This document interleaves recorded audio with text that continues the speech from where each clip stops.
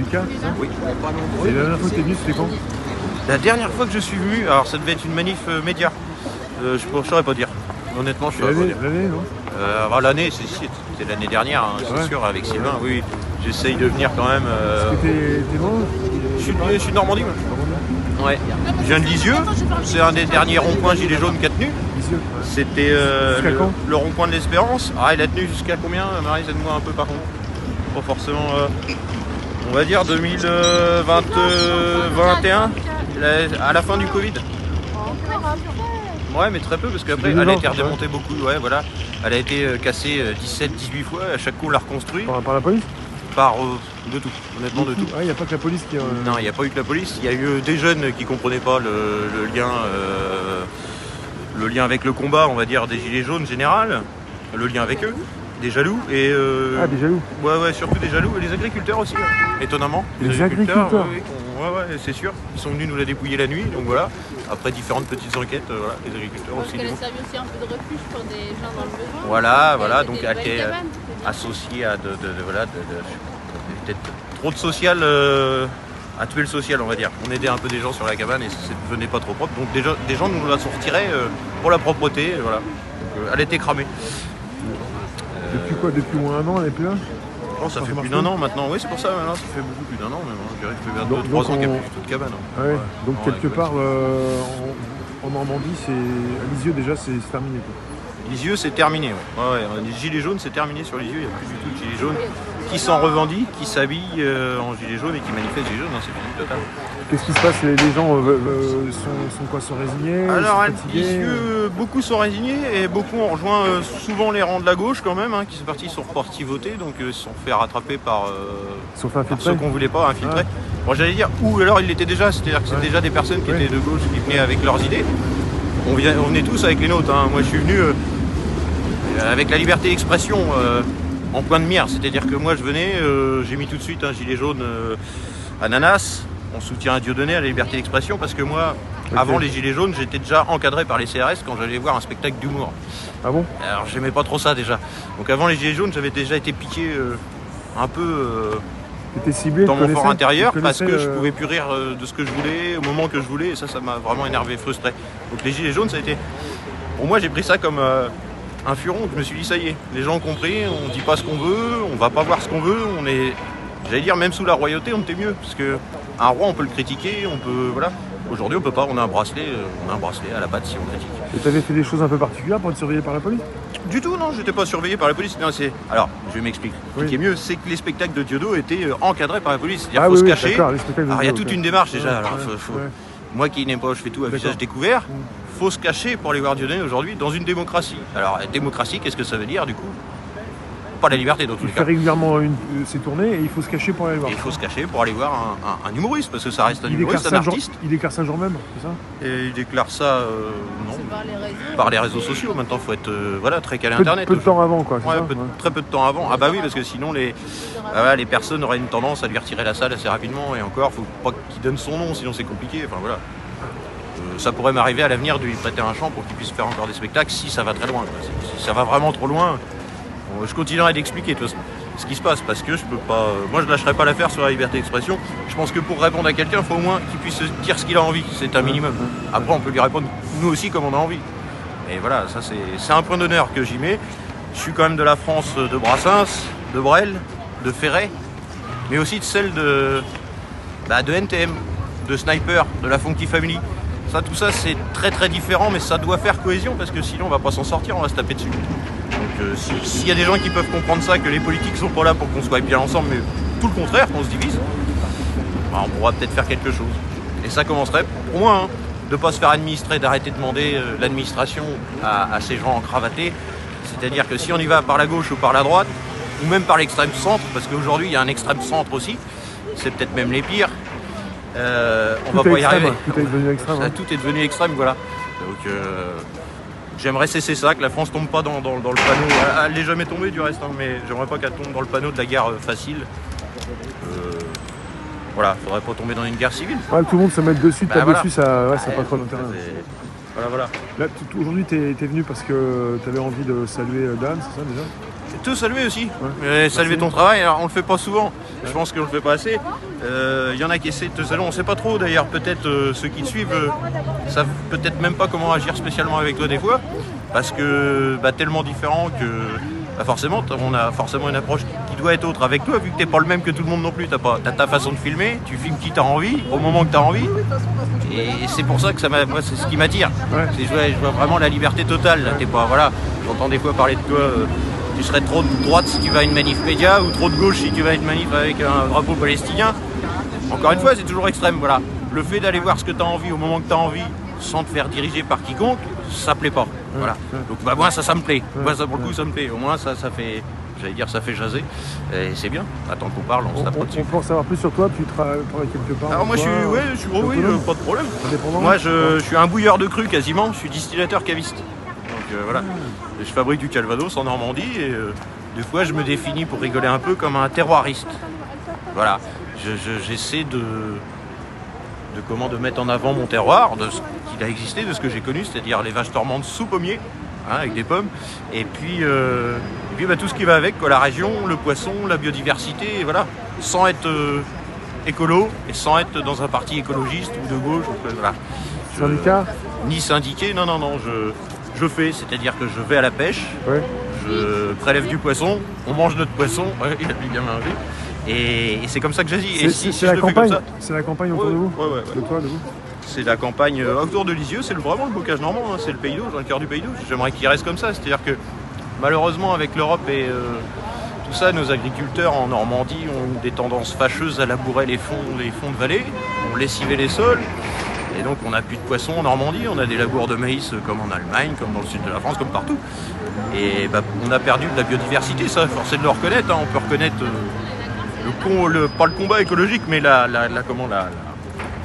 justesse de la description écolo. C'est-à-dire que écologiquement, on a tout foutu en l'air. L'industrie a tout foutu en l'air. On n'a plus un sol qui retient l'eau. Maintenant, dès qu'il y a un peu de flotte, c'est simple, ça fait des inondations partout. Et ça, on en est tous là.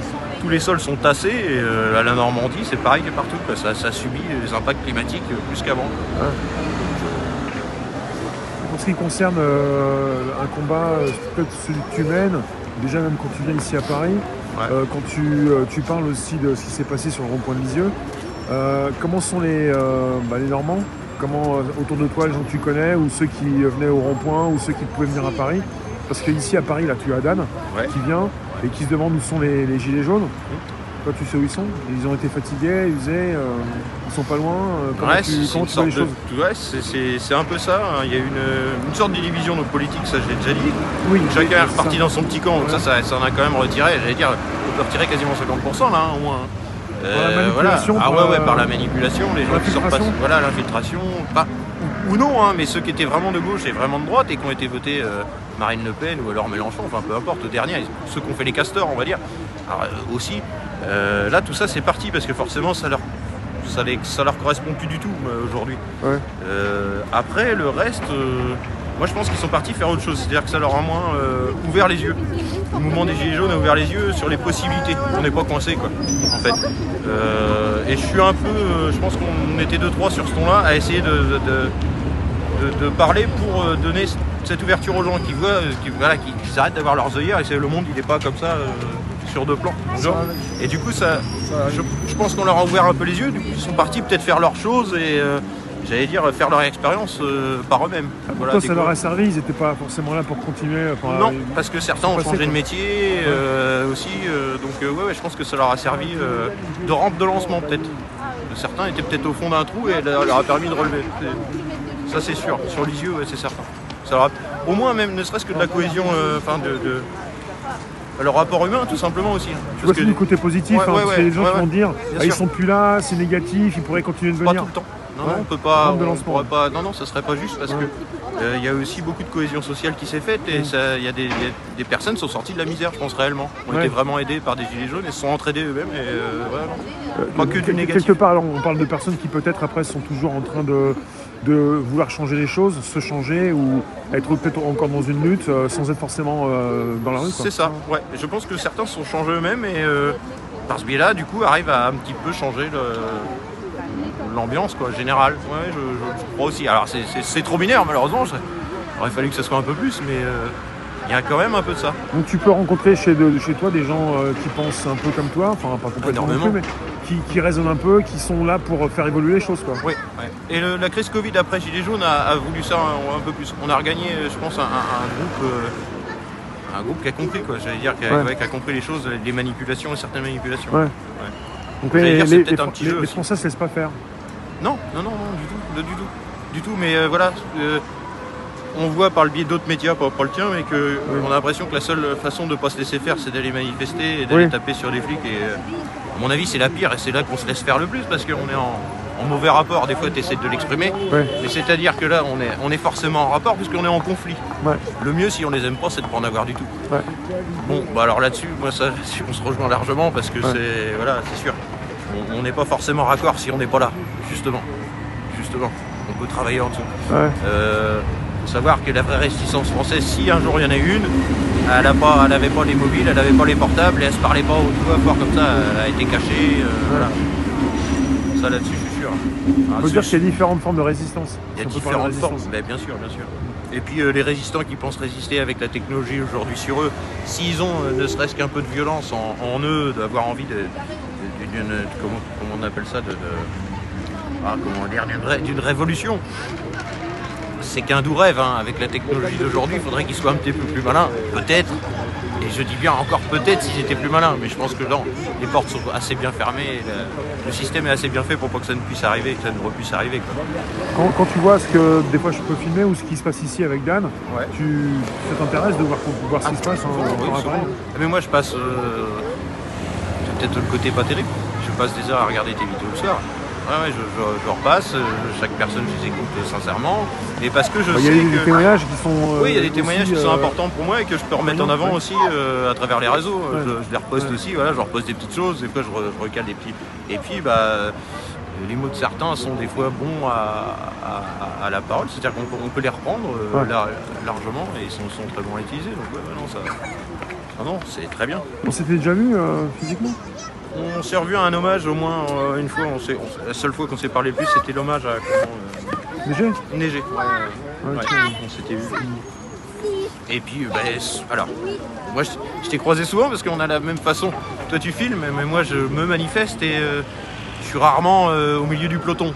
Je suis toujours là, mais toujours sur des petits axes, toujours sur les côtés, toujours en train d'essayer de parler avec celui qui va entendre et qui va vouloir écouter.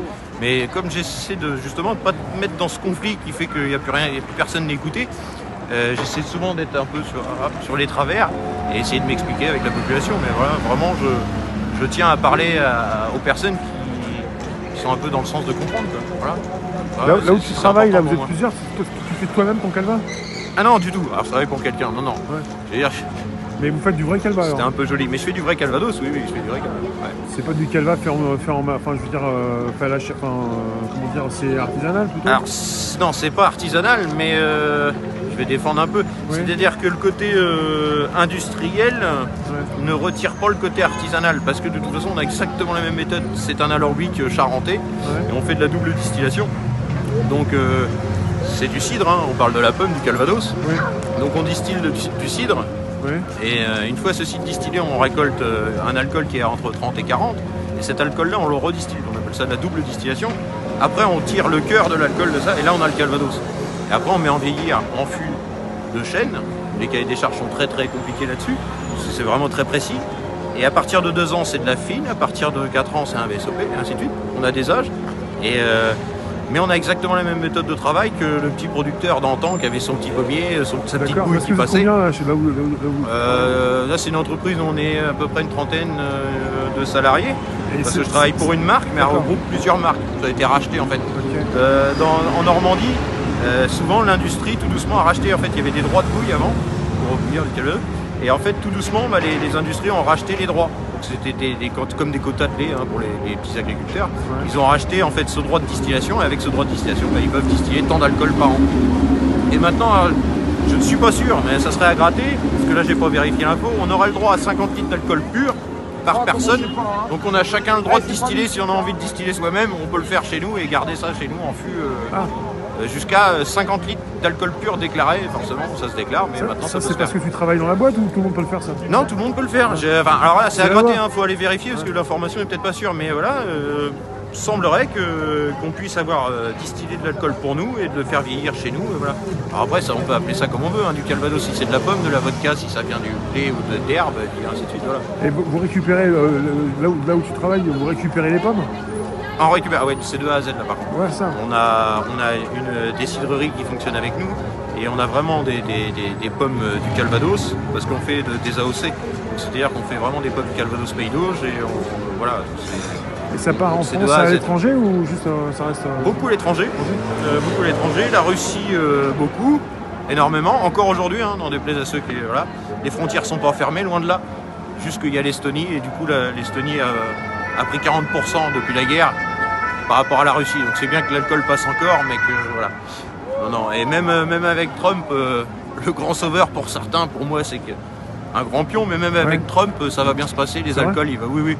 Il fait toujours peur et il lance toujours, il a toujours pas fait son mur d'ailleurs. Bon, bref. Mais ouais, par rapport aux droits de douane, on parle de ça. Ouais, par rapport aux droits de douane, tout ça, il va sans doute crier un peu montrer les muscles, mais ça s'arrêtera là, on commercera quand même avec lui. Notre cognac, faut qu'il parte. Le Calvados en France, c'est mineur, ça ne représente rien. Mais par contre, le cognac et les vins, c'est vachement important et ça passera. Quoi qu'il arrive, il y aura des ententes là-dessus, j'en suis convaincu, on verra. À peu près convaincu que ça se passera bien pour les alcools français. Ouais, parce que c'est aussi un peu une partie du luxe, il y a beaucoup de gens qui achètent dans le monde, ça vaut cher, et qui seraient peut-être aussi un peu dérangés que ça puisse, que ça monte trop, quoi. Bah voilà, ce qu'ils appellent le duty free, c'est un gros business dans les aéroports et tout ça, ce qu'ils appellent le duty free, il y a du gros business, oui, bien sûr. Les mondialistes, à l'international, il y a un gros business sur les alcools, les drogues, et il y en a peut-être même dans les hémicycles, ça se trouve. Ça se trouve. Donc l'alcool, le Calva, ça se porte bien alors Eh ben, pas trop mal. Ouais. Pas trop mal quand même, oui. Alors il y a une chute comme tous les alcools, hein, parce que comme tout l'alcool et le tabac, comme tout ce qui est nocif pour la santé à forte dose, hein, quoi qu'il arrive. Ça forcément, les gens se rendent compte que c'est pas bon pour la santé, trop d'alcool, donc forcément le Calvados ça a chuté. Mais après, un petit peu, voilà, dans le monde entier, ça se voit pas. Je pense pas tout le monde en boive tous les matins ou tous les jours, mais des fois je pense que pour la plupart des gens, ça peut être rare. C'est une occasion, quoi. Maintenant, c'est l'occasion d'en boire et ça devient une rareté, oui, c'est vrai. Ouais. Bah, moi, j'appuie un peu là-dessus parce que moi, j'en bois. Hein. Ça m'arrive de boire du Calvados, ça me fait plaisir. Je joue aux cartes avec des oncles ou des copains et on peut boire un coup de Calvados le soir, il n'y a pas de problème. Et on n'est pas malade le matin, c'est pas de l'alcool blanc. C'est ça qui est bien en plus. Ouais. Ça fait pas mal à la tête, on n'est pas couillon en plus. Parce que les alcools blancs, ça peut rendre fou, ça c'est pas bon, ça fait mal à la tête. Mais voilà. À petite dose, c'est très bon le Calvados. Bien sûr. Et en Normandie, est-ce que ça change la région? Ah bah la Normandie elle a changé. Je suis né en 85, donc j'ai vu les vaches sous pommier, j'en parlais. Je suis né, il y avait encore énormément de vaches sous pommier, c'est-à-dire il y avait encore des fermes avec des cheptels de 100 vaches laitières, avec des vergers peut-être de pommiers de 10 hectares. Il y avait encore ça. Aujourd'hui maintenant c'est une ferme, elle va avoir 30 vaches qui pissent du lait des Holstein. Alors, la race normande n'est plus du tout dans les champs ou quasiment plus. Les pommiers ont été coupés pour y faire des labours et mettre du maïs. Et voilà quoi, non, elle a vraiment changé. La Normandie a changé. C'est devenu pareil, hein, comme partout. Hein, c'est un rond-point, un McDonald's. Et voilà quoi. C'est tout ce que je déteste. Tout ce que je déteste honnêtement ça c'est ce que. Mais c'est pas avec les écolos, c'est pour ça que j'explique que c'est pas avec les écolos ou les politiques qu'on aura mieux. Il faut des agriculteurs qui reprennent les champs, qui refont le paysage. Ils disent même que c'est les premiers paysagistes de France, mais qu'ils le fassent. Qu'ils le fassent d'eux-mêmes et qu'ils nous entretiennent correctement. Il faut que ce soit une volonté qui soit locale, d'agriculteurs, même s'il y a des normes, même s'il y a des contraintes. Il faut que ça se décide sur place, c'est ça? Il faut que ça se décide sur place, oui, à minimum, oui, c'est le mieux. On ne peut pas laisser couler nos terrains agricoles comme ça dans les rivières, à la mer directement. Quand on laboure un sol dans une vallée, le moindre orage qu'il y a maintenant, c'est tous les limons qui partent à la mer. Ça a mis des millénaires à avoir de la bonne terre à cultiver, enfin pas à cultiver d'ailleurs, avoir juste de la bonne terre, ça a mis des millénaires. Nous on la cultive, on en profite, mais on est trop couillons pour la garder et continuer d'en profiter longtemps. Non, en 30 ans, là, depuis les années 90, on a tout foutu en l'air. On n'a plus de vers de terre, on avait 500 kilos de vers de terre, c'était dans la Beauce, mais au mètre carré avant, maintenant on n'a plus que 5 kilos. Il y a un problème. Et pour Il y a toi, un c'est pas réel forcément problème. la faute des politiques, c'est les gens qui se laissent faire aussi sur place, même Ah si oui. c'est compliqué de Mais ouais. pas se laisser faire. Quoi. Ils ont bien compliqué la chose, parce que quand on force un agriculteur à faire une stabulation pour une vache, alors que de toute façon dehors, si elle a du foin et qu'elle est un peu abritée, elle n'a pas forcément besoin d'une stabulation. Ça reste un animal qui est censé quoi, vivre dehors. Comment tu dis Une stabulation. Ça veut dire quoi? Eh ben, c'est les bâtiments sur lesquels ils mettent les vaches dessous, quoi, pour les mettre à l'abri. Ouais. Avant, alors effectivement, hein, on avait une étable. Les fermes allaient les vaches allaient à l'étable, mais elles allaient là pour manger le foin, être soignées, ou alors parce qu'elles avaient un veau, mais elles n'étaient pas à l'étable toute l'année. Aujourd'hui, donc les fameuses tabulations, c'est ce qui a remplacé l'étable, et c'est géant. Et alors là, on leur donne du tourteau, c'est-à-dire des farines animales peut-être, et je ne sais quoi, on leur met vraiment un tas de saloperies. On leur donne du maïs parce que soi-disant, elles préfèrent ça. Mais moi j'ai remarqué, tiens, ça. En fait, le maïs à une vache, c'est comme pour un enfant un McDonald's. Elles adorent ça, mais à 7 ans, elles ont un cancer de l'estomac. C'est con. On me l'a dit, hein, des agriculteurs m'ont dit ça. On m'a dit non, maintenant, c'est tellement acide le maïs qu'à 7 ans, les vaches ont des cancers de l'estomac. Cherchez l'erreur, toujours pareil. Cherchez l'erreur.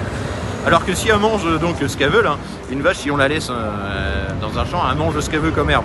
Elle arrive même à la fin à trier l'herbe qu'elle préfère. Et ben de ça, elle est moins malade, elle a moins d'antibiotiques et tout ça. Ça aujourd'hui, on l'a. Les bergers l'ont vu très vite hein, dans les Pyrénées, tout ça. Ils se sont très très vite rendus compte qu'un mouton libre était moins malade qu'un mouton enfermé. Bon bah c'est simple. Il suffit de faire ça pour toutes les bestioles, y compris nous. Quand je vois tous les gens enfermés malades à Paris, je vous assure que il y a du vrai là-dessous. À Paris, on ça s'enferme pas une bestiole. À Paris, on est enfermé même quand on est dehors. On a l'impression d'être enfermé dehors à Paris, oui, effectivement. Effectivement, c'est vrai. Ça me donne ça. Je sais pas, à chaque fois que j'y viens, en plus. Ouais, je comprends que tu viens de l'extérieur de Paris, enfin t'es en Normandie, donc ici c'est bétonné quoi. Même si elle l'est pas en Normandie plus, la liberté, l'impression y est plus. Oui. Dans tous les cas, oui. L'impression, ouais, l'impression l'est plus. Bah, déjà par rapport à l'environnement. Et par rapport à l'environnement direct, on est moins serré, oui, effectivement, plus d'espace, plus de verdure et tout ça. Quoique là, j'ai l'impression qu'il y a quand même un renouveau de Paris à quelques endroits. Alors, il y a du mieux, il y a eu beaucoup de travaux, mais c'est plus espacé, plus joli, plus vert.